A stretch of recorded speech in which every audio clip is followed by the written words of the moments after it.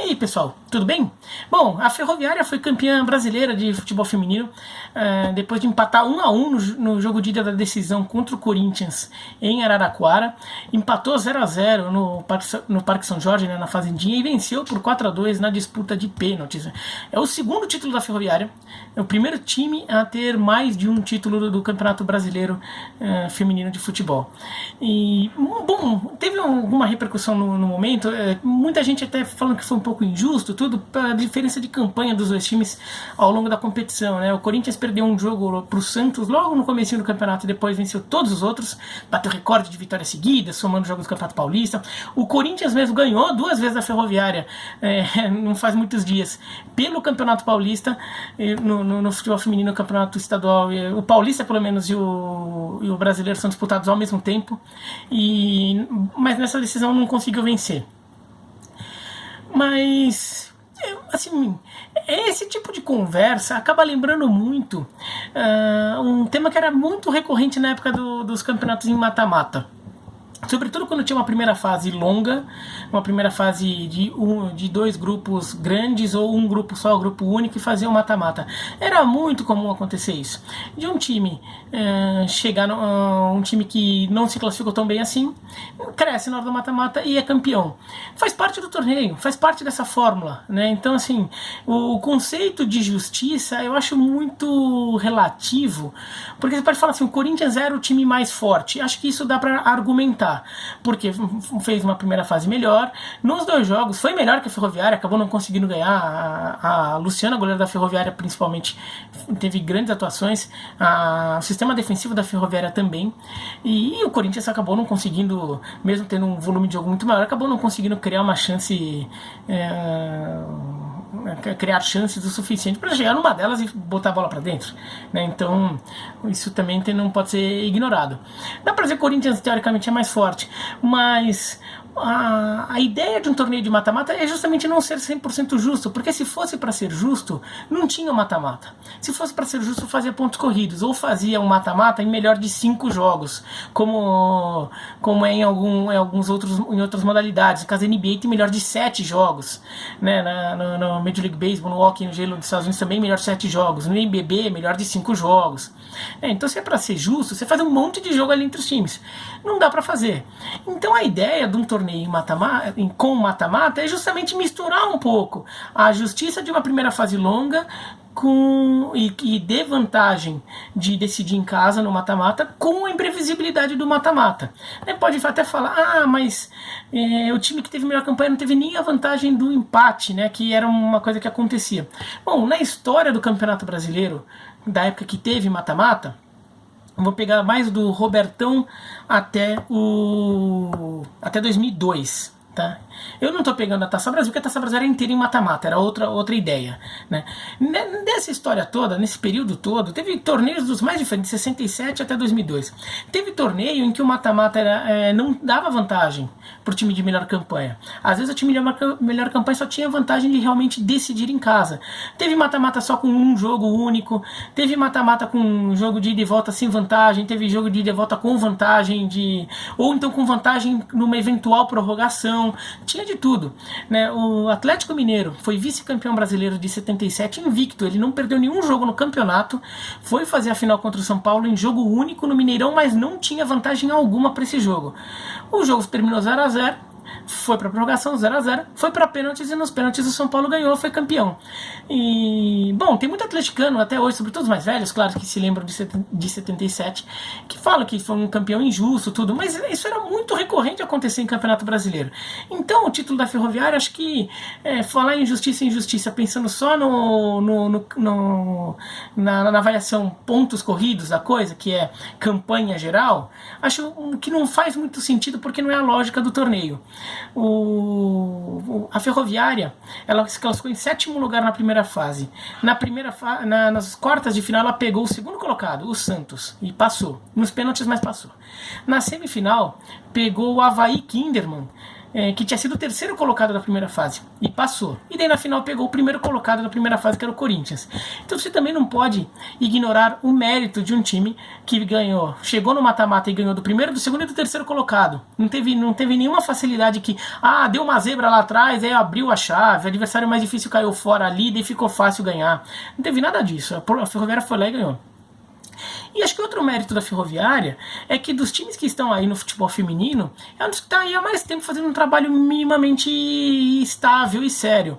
A Ferroviária não é um time paraquedista, como estão surgindo vários times paraquedistas no futebol feminino, até porque a CBF obrigou os times da Série A criarem suas equipes de futebol feminino, então vários foram criando, alguns nem criaram um time de verdade, fizeram parceria com algum time que já existia só para fingir que tem um time próprio, e a Ferroviária não. A Ferroviária está aí há bastante tempo, como eu disse, primeiro bicampeão brasileiro de futebol feminino, e eu estou falando campeonato brasileiro, tá? Não está contando a Copa do Brasil que existia antes, e que nessa teve alguns campeões repetidos, como o Santos, por exemplo. Mas desde que foi criado o Campeonato Brasileiro, a Ferroviária é o primeiro bicampeão. Quer dizer, quem ganhasse entre Corinthians e Ferroviária seria o primeiro bicampeão. Né? Além da Ferroviária, tem 2, o Corinthians tem 1, o Santos tem 1, o Flamengo tem 1, o Rio Preto tem 1, e o Centro Olímpico tem 1. Né? São os times que já ganharam. E a Ferroviária já ganhou a Libertadores. A Ferroviária já até ganhou a Libertadores, foi 4 vezes campeão paulista, então é um time que está há muitos anos fazendo isso. No Campeonato Brasileiro do ano passado, a Ferroviária também não se classificou numa boa posição e foi para o mata-mata pegar o time de melhor campanha, no caso o Santos, e ganhou do Santos, e eliminou o Santos. Então, acho que nos últimos 5 anos, a Ferroviária sempre terminou entre os 8 primeiros e só em um não chegou no mata-mata. E que no caso daquele ano o mata-mata foi de semifinal direto, né? Então mata-mata de 4.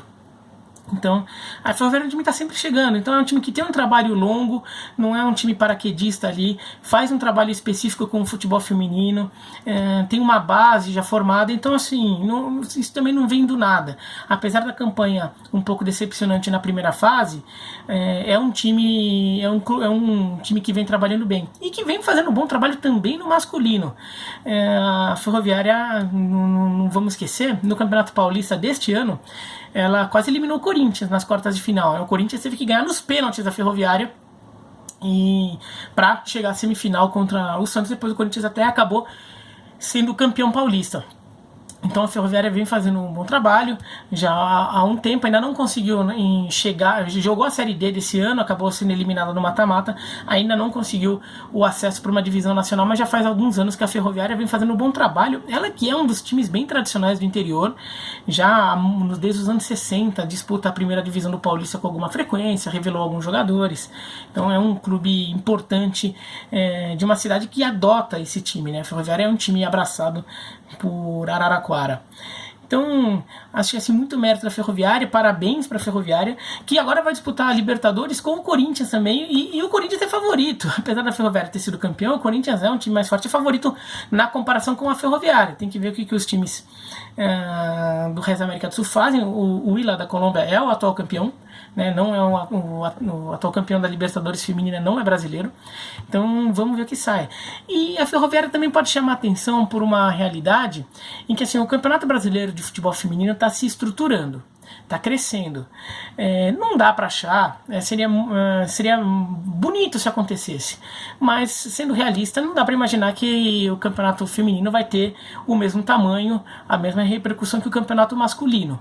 Mas ele pode, se a coisa continuar andando, ele passa a ter uma relevância, uma importância bem maior do que tem hoje, a ponto de ser um campeonato que as torcidas queiram ganhar, ou que elas se orgulhem de ganhar, ou que elas apontem o meu time ganhou. E nesse momento que o futebol feminino ainda está se desenvolvendo, é uma oportunidade de alguns clubes que no futebol masculino talvez nunca tenham essa oportunidade, investirem no feminino e de repente conseguirem algumas conquistas que orgulham muito a sua história, que vão orgulhar a sua torcida e que vão ajudar a construir uma história desses clubes, né? Então a Ferroviária é um caso, o São José de São José dos Campos é outro clube que investe no feminino já há um bom tempo. O Rio Preto de São José do Rio Preto fazia isso e atual vice-campeão brasileiro, uma lástima que me fechou o departamento de futebol feminino. Então é um momento que esses clubes, até clubes de outros estados também, poderiam investir mais nisso. O Sport, por exemplo, que disputou o brasileiro, fez uma campanha horrorosa, sem investimento nenhum. Tudo bem que está com problemas no masculino também, mas o custo do feminino é ínfimo ali. Um salário de um jogador, às vezes, do masculino já faria muita diferença no feminino. Um salário de um jogador ruim do masculino, de um jogador, às vezes, aquele reserva caro, que foi mal contratado no masculino, às vezes faria muita diferença no feminino. E, de repente, a chance desses clubes conquistarem torneios importantes, até eventualmente conquistar a Libertadores. A Ferroviária tem título de Libertadores, o São José tem título de Libertadores. É um título que hoje pode parecer, é futebol feminino, não vale nada. Daqui 15, 20 anos, quando todo mundo tiver, de repente, se tudo der certo, tiver investindo com times fortes, um campeonato que às vezes até vai jogar em estádiozinhos melhores, vai dar mais audiência de TV, se bem que a Band foi segunda colocada no seu horário com o Corinthians e Ferroviária aqui em São Paulo. De repente esse torneio passa a ter uma relevância e você vai dizer, eu tenho esse título, que no futuro talvez se torne inalcançável, porque o nível de custos da competição torna difícil um time pequeno conseguir, um time de interior conseguir bancar um elenco forte. Mas enquanto isso é possível, às vezes é uma chance de você fazer algum barulho, você mostrar a força da sua camisa, mostrar a força da sua cidade ou da sua região e conquistar alguma coisa que vai ficar registrada para sempre, mesmo que no futuro você não consiga manter isso. E se você conseguir manter, de repente melhor, o clube vira uma potência no futebol feminino, e mesmo que não consiga manter a mesma força no masculino. O caso do Iranduba, do Amazonas, que tem um time masculino, mas concentra mais investimentos no feminino, ainda não conquistou nenhum título nacional, mas é um time relevante no cenário nacional no feminino. Tá bom?